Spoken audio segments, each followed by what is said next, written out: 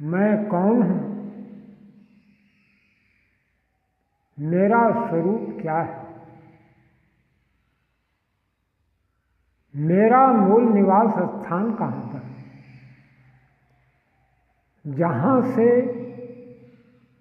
मेरी चेतना शक्ति अधोमुख होकर प्रकृति मंडल के अंतर्गत मन एवं प्राणवायु से संयुक्त होकर पूरे पिंड और ब्रह्मांड में व्याप्त हो रही है। संपूर्ण जड़ वर्ग पदार्थों से अपनी चेतना शक्ति को पृथक करके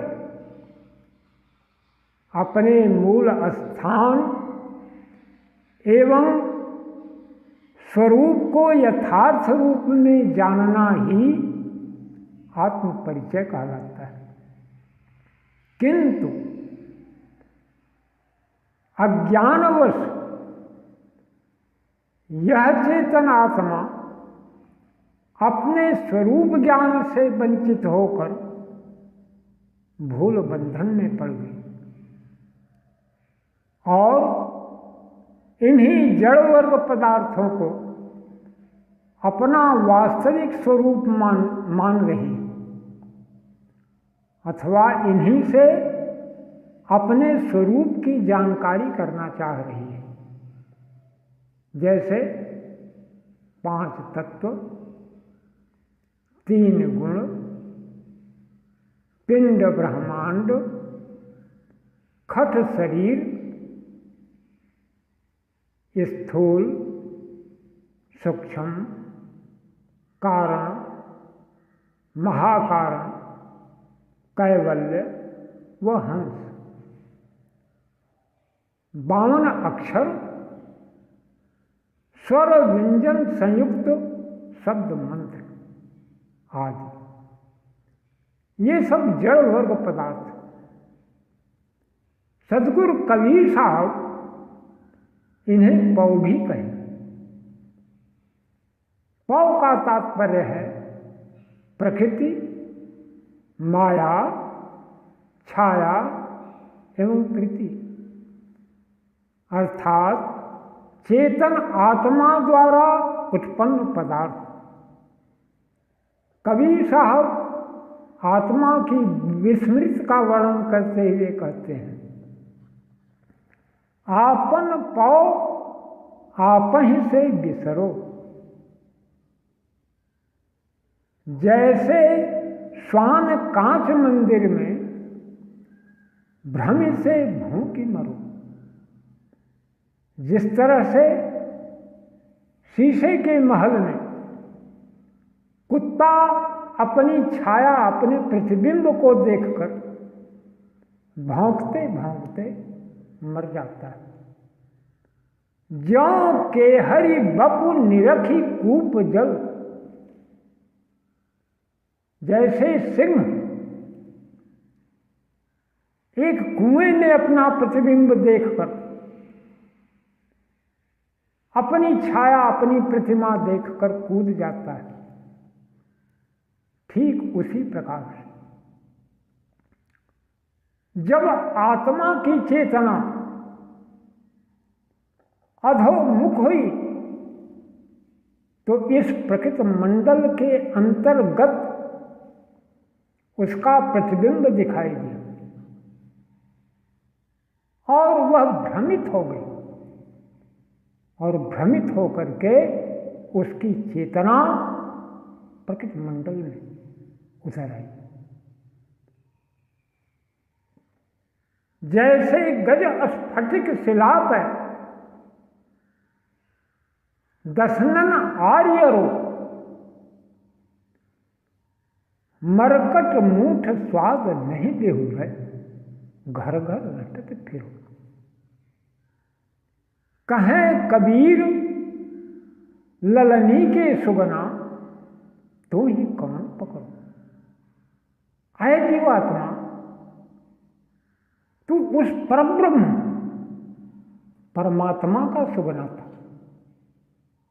तुम्हें पकड़ने की ताकत किसी के अंदर नहीं।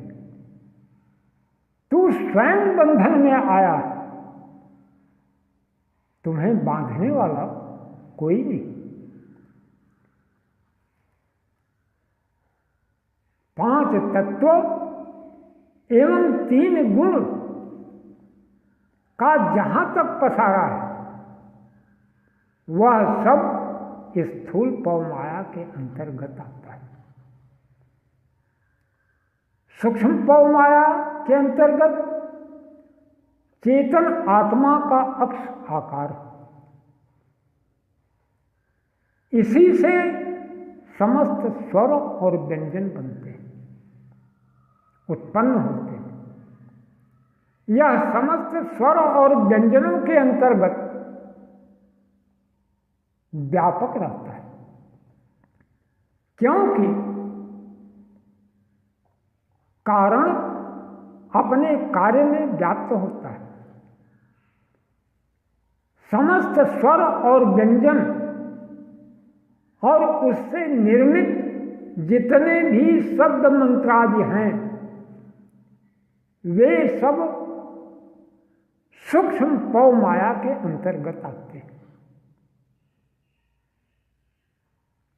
प्रत्येक मत, पंथ एवं संप्रदायों में अपने अपने इष्टों के नाम से जो अनेक मंत्रों की रचना हुई है, वे स्वर व्यंजन संयुक्त सभी मंत्र पवमाया के अंतर्गत आते हैं। वे चेतन आत्मा कृत एवं जड़। कहने का तात्पर्य यह है कि चेतन आत्मा कृत जो कुछ भी है, चाहे मूर्ति, फोटो, प्रतिमा अथवा अन्य प्रतीक हो, चाहे मंदिर, मस्जिद, गुरुद्वारा, गिरजाघर आदि, चाहे गीता, रामायण, कुरान, बाइबल आदि धार्मिक पुस्तकें, चाहे पिंडी ब्रह्मांडी मुद्राएं एवं साधनाएं, चाहे स्वर व्यंजन संयुक्त जितने भी शब्द मंत्र हों, वे सब चेतन आत्मा कृत हैं। ये सब जड़ एवं पव माया के अंतर्गत आते हैं।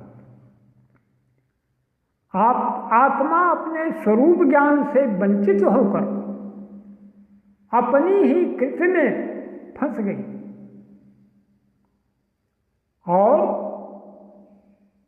अब स्वयं अपने को जानने के लिए कृति का आश्रय ले रही है, अथवा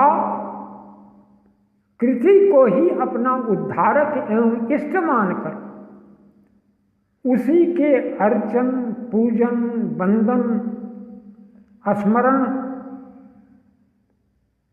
आदि में लीन है। एक कर्ता अपनी कृति में, एक उच्चारक अपने उच्चारण में फंसे एवं विस्मृत हो, तो यह महान अज्ञानता है। इन सब शब्द मंत्रों, नाम आदि को उत्पन्न करने वाली चेतन आत्मा इससे परे, अवाच्य एवं अकह। आप अवचन वचन नहीं आवे, आप वचन कही समय सुनावे। चेतन आत्मा में पिंड ब्रह्मांड एवं अविद्या विद्या प्रकृति माया के उपाधि भेद से 2 प्रकार का भेद है। ब्रह्मांडस्थ आत्मा ईश्वर या ब्रह्म निरंजन और पिंडस्थ आत्मा जीव कहलाती है। यही आत्मा पिंड में आकर अविद्या माया से संयुक्त होकर देहाभिमानी बन जीव दशा को प्राप्त होती और शुभाशुभ कर्म करके 84 लाख योनियों में भ्रमण करती। यही चेतन आत्मा ब्रह्मांड में शुद्ध सत्व गुण प्रधान विद्या माया की उपाधि भेद से ब्रह्म निरंजन एवं ईश्वर कहलाती है। ब्रह्मांड बास ब्रह्मांड अभिमानी ताको ईश कहत सब ज्ञानी। पिंड बास पिंडी अभिमानी ताको जीव सब कहत बखानी। जिस चेतन आत्मा का विश्व ब्रह्मांड में वास है और उसका अभिमानी है, उसे ईश्वर या ब्रह्म निरंजन कहते हैं। जिन चेतन आत्माओं का पिंड प्रदेश नाना शरीरों में वास है और अपने अपने शरीर का अभिमानी है, उसे जीव कहते हैं। ब्रह्मांडस्थ आत्मा में 2 अवस्थाएं। प्रथम तुरिया सविकल्प अवस्था, द्वितीय तुरियातीत निर्विकल्प अवस्था। सविकल्प एवं तुरिया अवस्था सगुण अवस्था है। ईश्वर या भगवान आदि अवतार यहीं से होता है। यह ज्ञान की जागृत या दृष्टा अवस्था है।